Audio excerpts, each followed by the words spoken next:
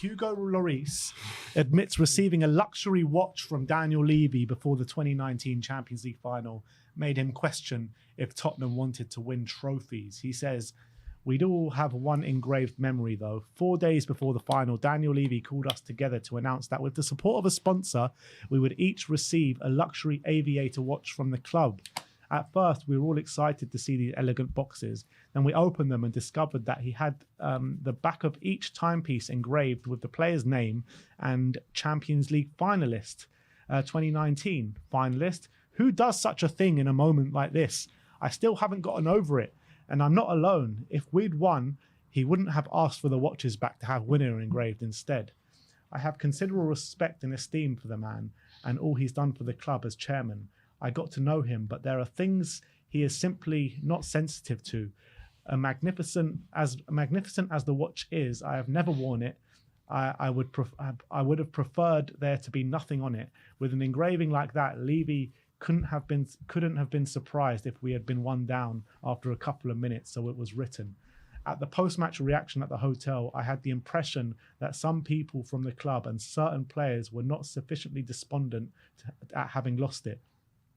I would have liked people to come up to me and say, "Don't worry, Hugo, never again. We'll give you the means for a comeback." But when I returned to the room of the night of the final, I think I had the same feeling as Maurizio and Harry. Does the club really want to win? Real Madrid would never have celebrated a lost final, and we shouldn't have either. Apparently as well, I've read before there was a whole party after the final as well for the squad and stuff like that But I get the whole notion that, Spurs is the first time in a European final, but this story is an absolute disgrace, man. It's an absolute disgrace. Like, if that tells you that this guy is not like fully focused on winning, then what else will? You want to go, Brian? I've got to be careful what I say here because everything will come out. Listen, we've seen him do it when he's charged Friedel. He's charged Friedel shirts in his retirement. This is different case. No, but I'm saying he's also done that when he charged Modric's club for sending shirts. Now, I mean, as I was saying to you earlier, Hugo Lloris the season before was in a World Cup final for France. I highly doubt that the chief of the French Footballing Federation came and said, "Well done, finalists, well done." All good. It just smacks of, "Well done, you've got to the promised land financially. Yeah. I'm all good. Well done. Here's something to announce it." Listen, that doesn't excuse the players' performance in that game, and it can be said easier saying this because obviously it was a bad performance and we lost. But what kind of message does that send out? And I love the begin with the support of a sponsor. This was arranged, not because Daniel did it with his own back. Support of a sponsor to help it. Listen, it's a nice watch. I saw in that documentary again when Jan left, we gave him a gift. Yeah, that's because he's leaving. He's played his last game.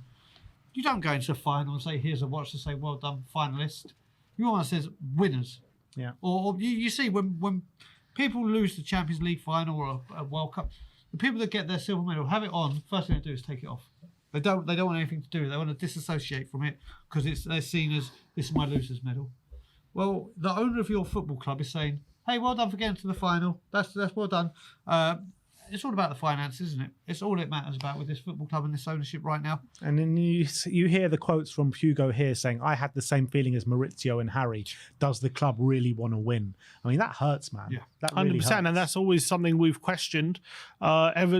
We've known, to be honest, for a very long time about the ownership, about Daniel Levy. And obviously, when it comes to that question, when I think about what Levy's thinking in that moment, he's because obviously it was at the time, if you remember, we hadn't signed anyone that summer, right? So it was actually the fact that we did get to a Champions League final was a miraculous thing for Pochettino to do because we hadn't signed anyone, and he had to basically go into a season with no new signings and just basically deal with what he had. And injuries as well. Bundle was injured, and he got top 4, and he got to a Champions League final. So it was a miraculous management achievement from Pochettino to do that. But when you're a week before the final, when everyone should be focused on putting everything they have into winning this game, you, as much as getting to a final you've done well to do that. Doesn't mean it's an achievement to do that. It just means you've done extremely well to get to a final.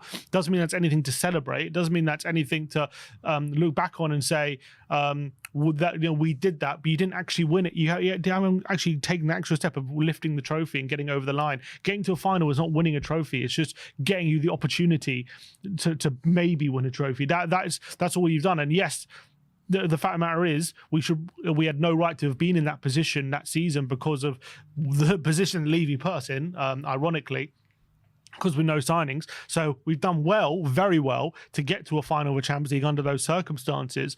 But when you're in a final, you can't then look at that situation and think we've achieved something, because you haven't achieved anything. All you've done is get to a final. You actually have to take the extra step. But I don't think Levy saw it that way, because I'll tell you why. What do you reckon the cash difference is between getting to a final and winning it? It's probably not that much different. I mean, probably a few million here or there. I think it's not a massive difference between. I'm sure there's a difference, but it's not a massive difference between winning the whole thing and getting to a final. So from Levy's perspective, we're on the world stage. Tottenham are going to be played in front of millions, right? Yes, 7 million.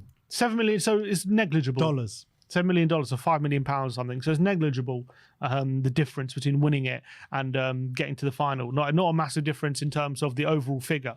So from Levy's point of view, he is probably nearly just as happy as not like Levy to want to give up 7 million though. No, of course, but from his point of view, the main achievement is getting to this game where in front of the whole world, it's one of the biggest football game of the calendar. It's one with the it's more watched than the Super Bowl. This game, millions and hundreds of millions of people tune in to watch it. It's you've got your team in front of a world audience, and it's an unbelievable thing for the football club in terms of the awareness and the brand and all the stuff that can come with that. But in terms for him, obviously winning it would be a different level, but money-wise and business-wise, he probably feels like they've done their job getting to the final. Like, he probably doesn't feel like winning it is the be-all and end-all. He just feels like getting to the final was good enough. And that mentality is probably not what Pochettino, Kane and Lloris have. They feel like, we want to be in this competition to win it. We want to get to the final and not just to be happy to be in a final. We want to be in the final to win it.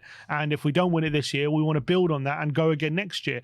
But Levy's almost like Levy was like, what a brilliant achievement to get to a final. Look what it's done for our football club in terms of the money it's brought in. Look what it's done for a football club in terms of the awareness it's got us. Not in terms of, look what it could do for our trophy cabinet. And that's the difference in mentality, I think. No, I feel like the way Daniel Levy was watching this final and how he was after the game, just being like when you're watching a neutral game and you don't really care who wins, but you prefer maybe this team to win to that team. And then after the game, you can still hold your smile and you're not as distraught as maybe the fans were and Kane, Lloris and Maurizio were after that final. Daniel Levy probably was walking around after the final, pockets full of money, pockets full of cash, with the biggest smile, hosting a party after the Champions League final after losing it. I mean, it's an absolute disgrace.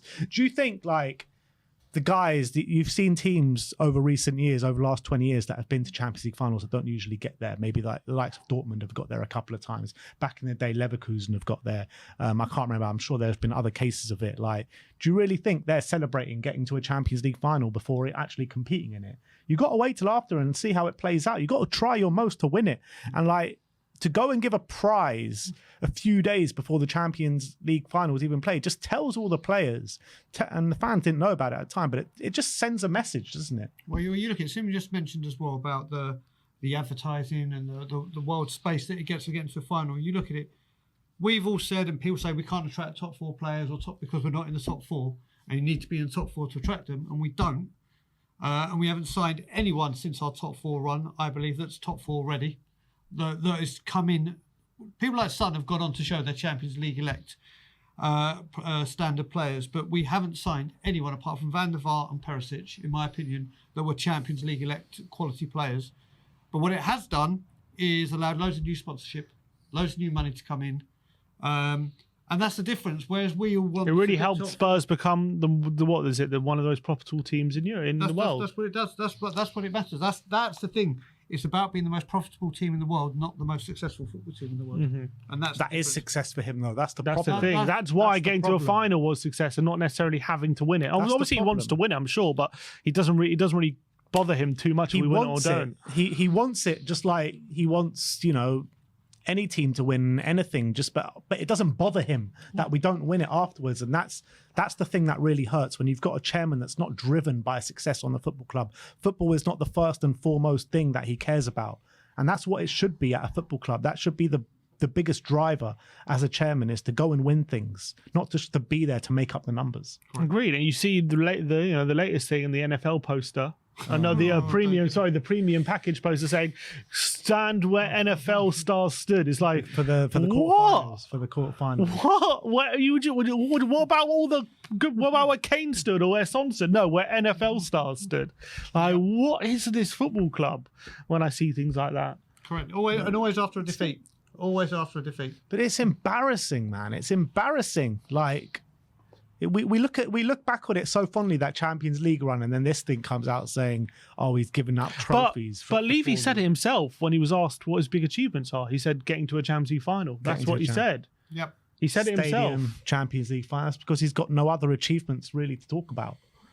Yeah. Correct. Oh, he didn't mention the copy one. Not one mention of that, and that tells you everything about Correct. where his ambitions are. That tells you everything. Because that you need to know. what gets Tottenham more on the world stage for him? What gets Tottenham more money? Getting to a Champions League final, winning a trophy.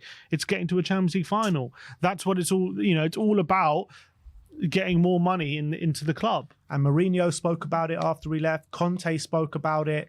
And soon, probably Ange's going to speak about it as well. It's like, how can any manager be expected to deliver success at this football club when the hierarchy don't really care about the success of this football Well, it club? goes back further. When you did the great interview with Martin Yol, it starts from there, and then just progressively goes on. Whether it's ex-players, ex-sporting directors, from all kinds of facets of the club, all rungs of the ladder. People are coming out and speaking. It's just it's a horrible place to be. When you realise that this is what it is, and like we said, the lovely new VPN partnership's been announced as well today. So more partners than the serial bigamists we have at Tottenham Hotspur. It's all geared towards the maintaining and financial growth of this football club, not the quality coming on the pitch and the rewards of it. Yeah, just makes me really angry, man. It makes me really angry, but I think we'll leave it there. I'm just kind of speechless after all that. Fucking Daniel Levy. But yeah, thank you everyone for joining us. Have a safe trip back to Canada, Mr. Sherwood. Thank you very much, Mr. Daniel and Mr. Daniel. Good to have you here, It's man. always